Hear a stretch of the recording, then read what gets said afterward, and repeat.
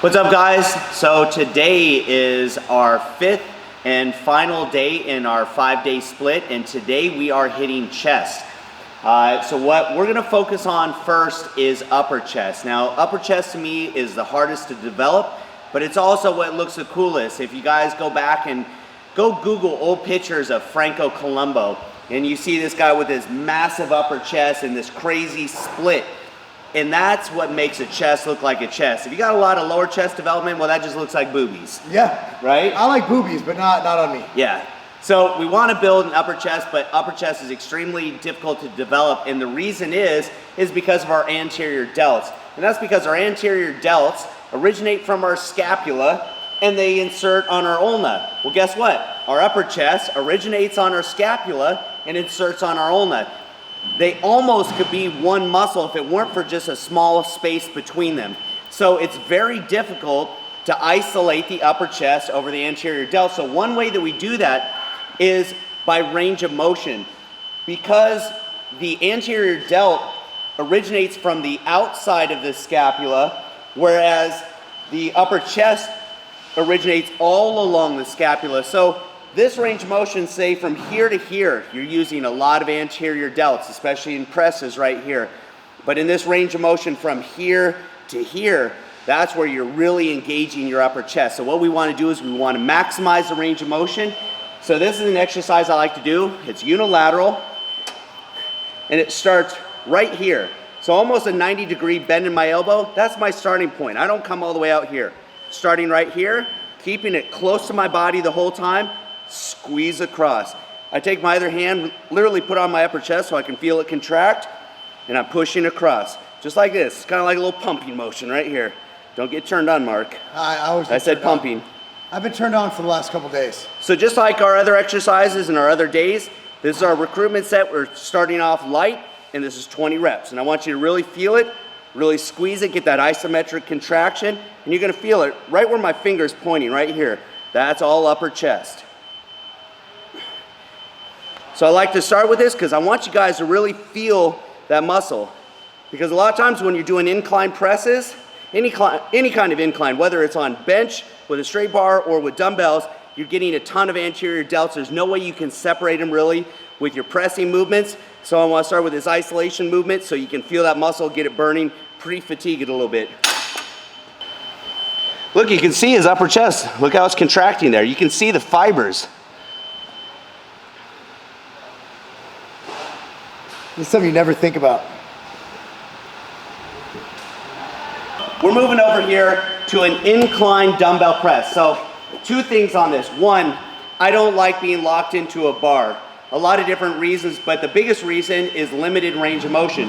You can see if, like I said, your chest brings your arm across your midline like this, well, with a straight bar bench press where I'm locked into a fixed position, my arms aren't really moving across my body at all. At least with dumbbells, I can start nice and wide, get a nice stretch, and then I can bring them to the center. And that's what we're gonna do.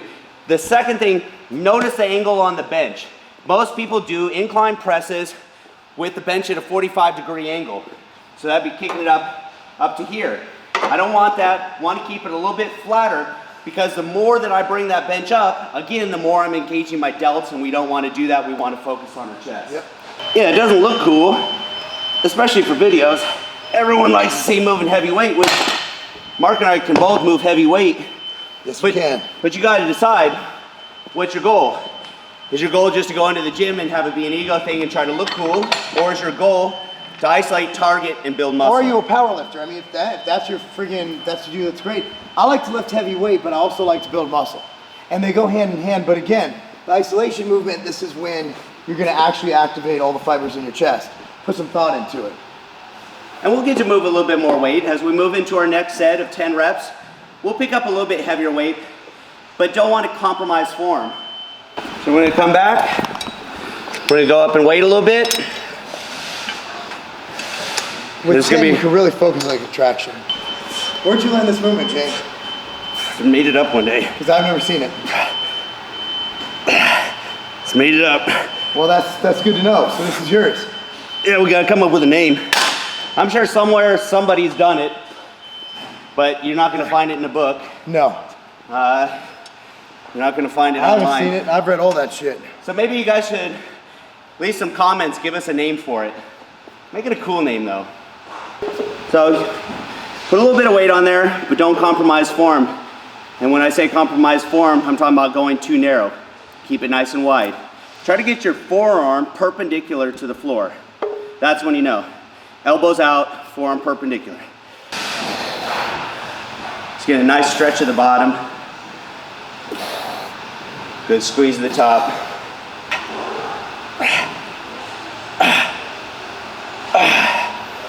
All chest exercises. Keep your chest out. Make your chest big when you're doing exercises, whether it's bench, whether it's fly. The worst thing you can do is curl over. And that's also gonna end up making your delts engage more. So chest nice and high. All right, so we just finished our fourth and final set of these. So that was 15 reps with our original weight over on presses. Coming over here, 15 reps aside with our original weight on our crossover. So now we're gonna work what's called the sternal head, because it attaches to your sternum to the middle of your chest here. That's the main portion of your chest. So we're gonna start, we're gonna do kind of the opposite. We're gonna go back to presses. We're gonna do them on a flat bench. We get to pick up a little bit heavier weight here. And then we're gonna come back over here and we're gonna superset with a cable crossover. It's not a cable fly, that's coming to the center. We're actually gonna get that more full range of motion, and we're gonna cross over and you're gonna alternate. This hand goes under, next rep it goes over. And that, we're gonna focus on getting that good squeeze, but instead of coming up high, we're gonna come right here to the middle.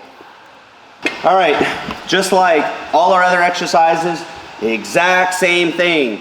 First set, recruitment set, you guys already know that's 20 reps. So 20 reps, set 2, 3, 10 reps. Final set is gonna be 15 reps again. So we're gonna start here with a flat dumbbell press. You wanna go light enough to where you get that full range of motion, because the benefit of these is, again, isn't coming to the middle. The benefit is getting that full range of motion, that squeeze, which is right there. Yep. Isometric contraction, squeeze.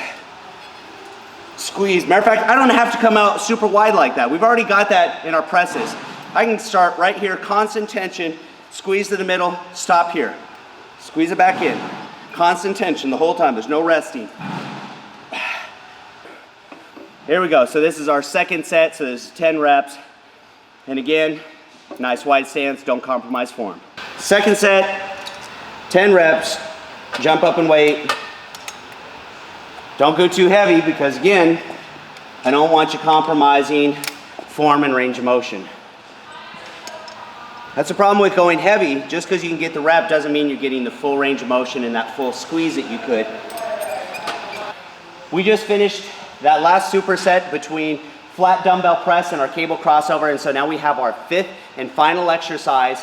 And this is gonna be a variation of a fly, but it's a little bit different technique, something that you guys probably haven't tried before, and you're definitely gonna feel a peak contraction in your chest, and especially for those of you that are looking for that development really in the middle of your chest, this is gonna help you. So this is a lot like all my finisher exercises. I'm not doing the traditional 20, 10, 10, 15. This is gonna be 3 sets of 15 reps. You don't wanna go too heavy on these, because this is all about technique. What I want you to think about here is almost what you would do on a pec deck machine, but the problem is most people don't take advantage of the benefit of a pec deck. Pec decks have a pad and then they have a handle. Most people grab the handle and they squeeze their hands together and their elbows end up floating out here. It's the opposite of what you want to do. You actually want to press your elbows into that pad.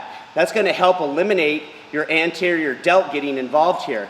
So what we're going to do here is we're going to start and we're going to squeeze the middle, but as you squeeze, instead of bringing your hands together, I want you to squeeze your elbows. You're coming in here, it's elbows. Right here in front. It's not up like this, because that's too much flexion, right? That's gonna use a lot of anterior delts. It's right here to the middle. Squeeze it right in, okay? And that's gonna take a lot of your anterior delt out of this movement. You're not gonna feel them there. There's day 5, so that's chest. So that's chest. So we got abs. We're just gonna go through some ab stuff real quick, and what I'm gonna do is lower ab day, right? This is lower ab day. Going to give you guys some options on and specifically what not to do. It's really taking traditional exercises, things that you've already seen before, and just correcting the form a little bit to make it more effective. So, for example, right here, right above us, a lot of people like to do leg lifts. Right? We talked about this before. They'll do them with straight legs. It's all hip flexors. So what I'd rather do is I'd rather bend my knees a little, and I want to curl up. So I'm getting that curvature in my spine. I'm tilting my pelvis up. You got to get that pelvis tilt. If your pelvis isn't tilting, then you're not getting the benefit of it. This doesn't take much weight. If you want to do these reverse crunches on the end of a bench, don't do this. This is nothing but hip flexors.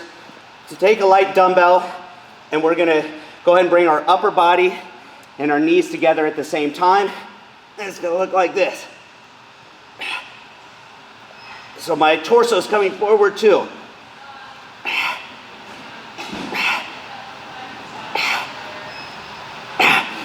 So that's a great one that I feel down low. Another one that I like, where you don't need any extra resistance. Your upper body creates the resistance. And that's this one on an incline bench, curling up. Now, you can take any of these, make them even more effective. Use some extra resistance with cables. You can use straps on your ankles. You can bring those in. You can even lie on the ground flat, and if you're using the cable, same thing, just make sure you get that pelvis tilt. Bring your ass off the ground just a little bit. But that's my lower ab routine. For upper abs, I like to come over here. I use the cable machine, like I told you a lot. I'll do a rope crunch, but I see most people do rope crunches wrong for the same reason that we already talked about. So this is what I'm doing on my shoulder days. I'm working upper abs. I see most people doing these with their torso straight. This is the same problem we talked about. There's a lot of hip flexors. If you're not getting that curvature in your spine, then you're not maximizing the contraction in your abs. So instead of doing it straight, I want you to think about curling under. This is the opposite of what we talked about on hyperextensions for your low back. Well, that's because they're antagonistic muscles, right? So you want to do the exact opposite. Your resistance is coming from curling under. You want to look back between your legs and see your toes. That's how you're going to maximize the contraction on a rope curl. So I'll also do weighted crunches. You can do crunches all day. You need some resistance in order to build your abdominals. They're still a muscle. So doing thousands of crunches are not going to give you a great six-pack. So no matter what I'm doing, I'll just grab whatever weight this is. We use this as an example. If I'm going to come over here and do crunches, I'm going to use a weight. I'm not going to just press it straight up, because then, you know, my back's not getting enough curve. So I almost pretend I'm going at an angle that way. So hold it above my head, and I curl it up like this. Just like that.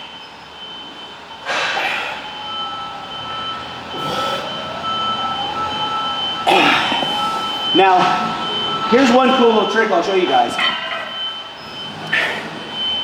Everyone says, yeah, but how do I get this look up here? It's not your obliques, okay? This right here is your serratus. Now, it's also called a boxer's muscle, because when a boxer punches, this muscle right here helps pull your shoulders forward. So it makes your abs look super cool though. So I like to do exercises that work your serratus. One of them we already did on our back day, which is a pullover. Absolutely. So for ab day, I like to do a little bit of an isometric exercise. It's still got a little bit of a pulse, but it's kind of like taking the benefit of a plank, which a plank in itself is kind of worthless to me, because like we just talked about, you're getting no curve in your spine. A plank is a great core exercise because it's strengthening your whole, core, but you're not getting a maximum contraction in your abs because there's no curve in your spine. So what I'll do is I'll take kind of the benefit of a plank, but also some of the benefits of a pullover for your serratus. I'll combine them together.